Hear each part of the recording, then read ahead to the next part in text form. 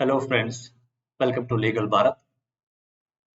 In this video, I'm going to explain you the definition, nature and scope of political science and its relevance to law. This is the first video of this video series in which I'm going to cover all the chapters of this subject, Political Science 1, Political Theory. This is the paper third in BA LLB uh, course, University is CCS. So in your first slide, you can see the syllabus of this course. You can pause the video and go through all the 5 units and its subsections. If you are new to this channel, and if you are a student of BLLB or LLB, or if you are preparing for any competitive exams like CLAT or for judiciary or for UPSC, so I would request you to subscribe to this channel because I'm going to cover all the concepts, all the chapters of this political science subject, and I'm going to share my crisp handwritten notes. So it will be very helpful for you and it should help you in your exams, in preparing for your competitive exams. And if you're a student, then I'm going to share the notes as well for this subject. So let's begin the video. So definition, nature, and scope of political science and its relevance to law is our today's topic. So what's the definition? The term politics, political science, political theory, and political philosophy are used as synonyms, though there is slight change in the shade of meaning. They represent the study of state. Aristotle, the father of political science, used the term politics for the first time in his book Politics. So, what is political science or politics? These are all synonyms, synonym words, and they represent the study of state. Here, state means country. It doesn't mean a state; it means a country. So, who is the father of political science? This Aristotle is the father of political science, and he has first used this term politics in his book Politics. The politics is derived from a Greek word polis, which means city state. In the ancient times, there used to be no country, there used to be city states. So the term polity is derived from the Greek word politica, politia, meaning government or constitution. So Greek word politia meant government or constitution, and from this politia word, politics have been derived. And this who is the father of political science? Aristotle, and he has first used this word politics in his book. So from there onwards, this politics term came into existence. Definition. The definitions of political science can be derived in two types, namely classical or traditional and modern definition. So there are mainly two types of definition. One is classical, which is ancient, would have been going through since ancient times, and or traditional means like old, and the modern definition. So what are the classical or traditional definitions? G.W. Gardner says political science begins and ends with the state. What he meant that political science is the science of state, is the science of country. It begins and ends with the state. Paul Janet says political science is that part of social science which treats the foundations of the state and the principles of government. So it says the political science treats the foundation. What are the foundations of any country and what are the principles of its governance? If we study these both things, then it's called political science. R.N. Gilchrist says political science deals with state and government. He says the political science is a science which deals with state, like state means here country, and it is governance or its government. That is political science. R.G. Gettle says it is a historical investigation of what the state has been. He says it is an investigation like what the country has been in past, an analytical study of what the country is, and it is analytical study, detailed study, or a technical study what the country is right now, and a politico-ethical discussions and the politics and the ethical discussions of what the state should be like, what the country should be in the future. Like it is a discussion or a historical investigation of the past of the country and the analytical study of what the country is at present, and the political ethic or politico-ethical discussion of the whatever the country should be in future. All this summarized as political science as per R.G. Getter. Blunt Shelley says political science is a science which is concerned with the state, endeavors to understand and comprehend the state in its essential nature, various forms, manifestations, and development.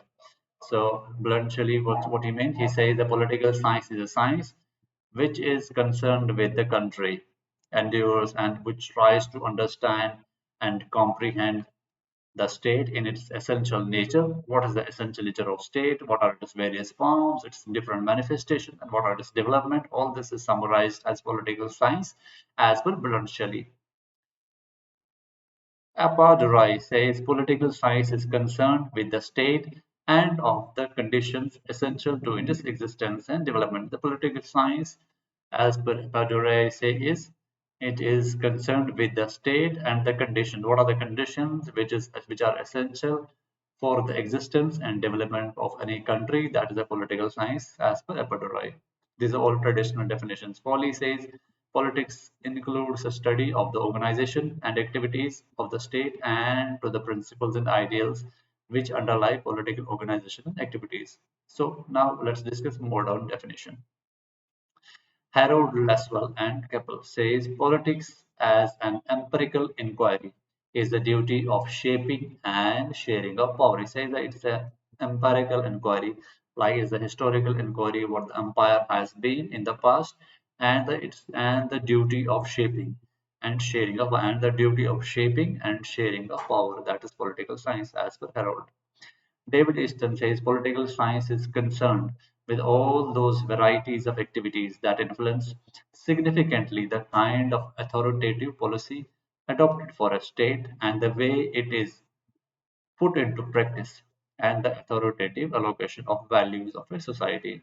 It means that it's the authority of a state which is put into practice and the allocation of various resources of the state to the society. He further says that political is the process by which a scarce resources means less resources.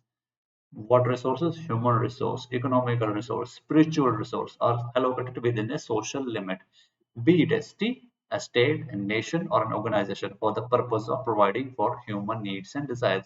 It means that all the resources of the state when are distributed within the social limit, be it in a state or be it in a city, be it in a nation or any organization, that is political science. Harold J. Lesky says the study of politics concerned itself with the life of men in relation to organized state. Harold J. Lesky says the political science is the study of a man in relation to the organized state, in relation to its organized state or the government. Raoul says political activity is the activity which is resolved and translated into policy. Max Weber says politics is the struggle for a power or the influence of those in power. He says it's a struggle of power or the influencing of those in power. Robson says political science centers on the struggle to gain and retain power, to exercise power or influence over others or to resist that exercise. He says the political science revolves around the struggle to gain power or to retain power or to exercise that power to influence others or to resist that exercise. What are the scope of political science? It is not easy to determine the boundaries of the subject political science. He says that it's very difficult to limit this political science as a subject within certain boundaries. Political science emerged as a science of city-state with the growth in the functions of the state on the one hand and political consciousness on the other.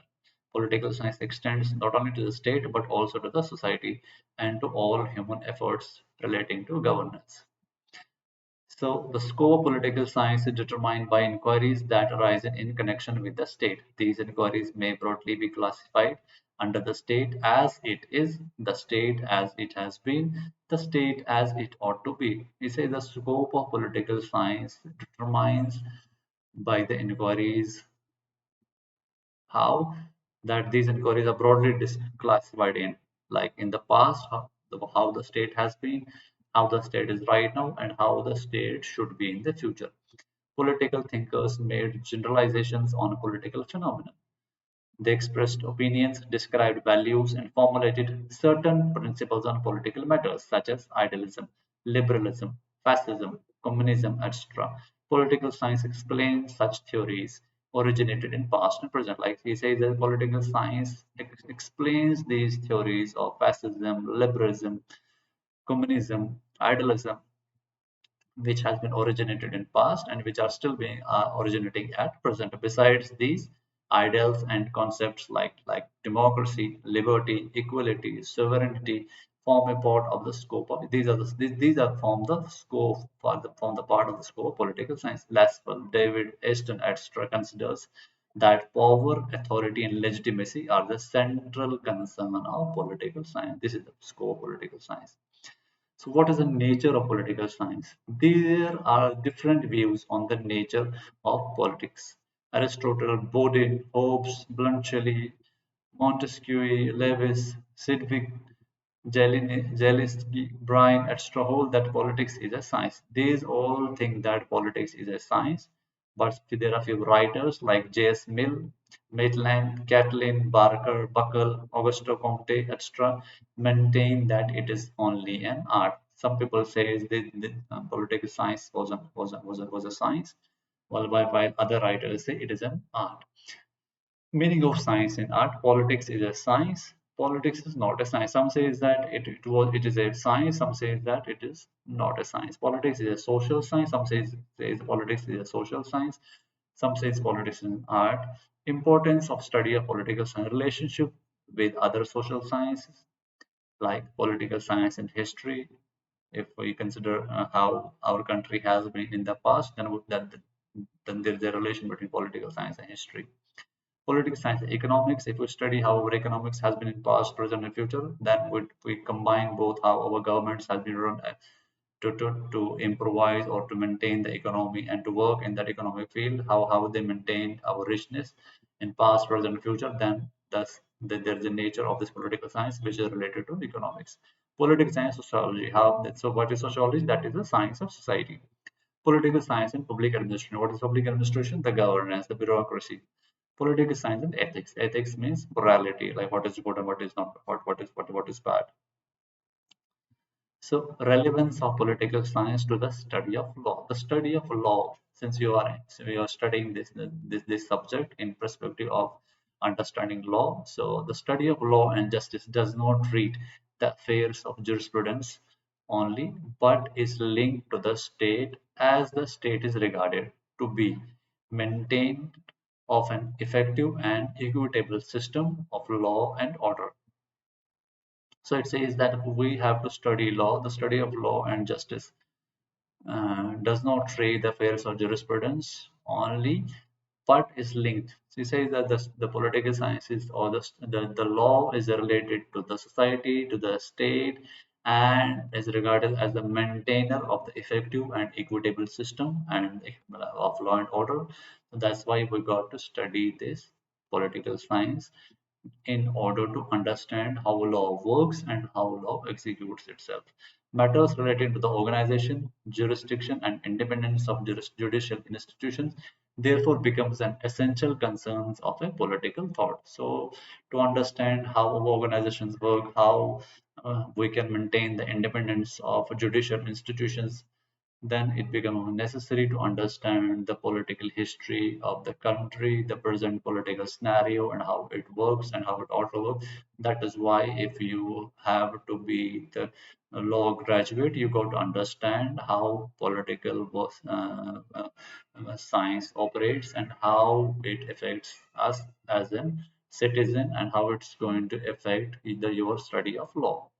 Politics treats organized society not as a social or political phenomenon, but as a purely judicial regime.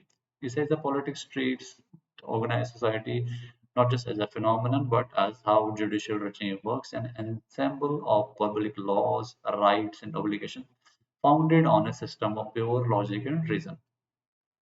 How our rights and public laws has been established on the system of the public pure logic and reason. So that's why we got to understand this, how this politics works in our country.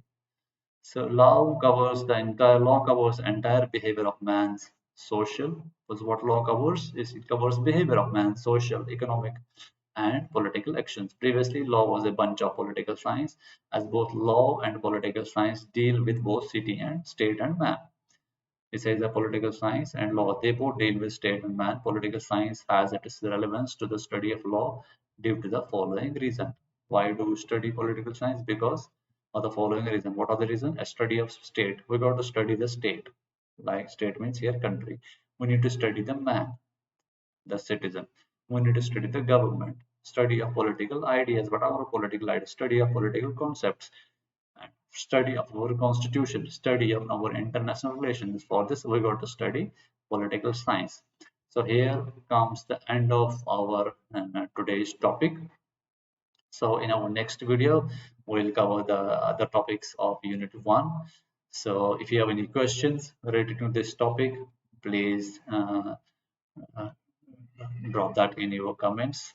And if you like the video, please like the video. If you have any questions for me, for any suggestions for me how our next video should be, or if you want me to add any more information, or if you found the explanations nice, if you found the notes nice, then please message me in the comment section, because I will try to implement your suggestions in my next videos.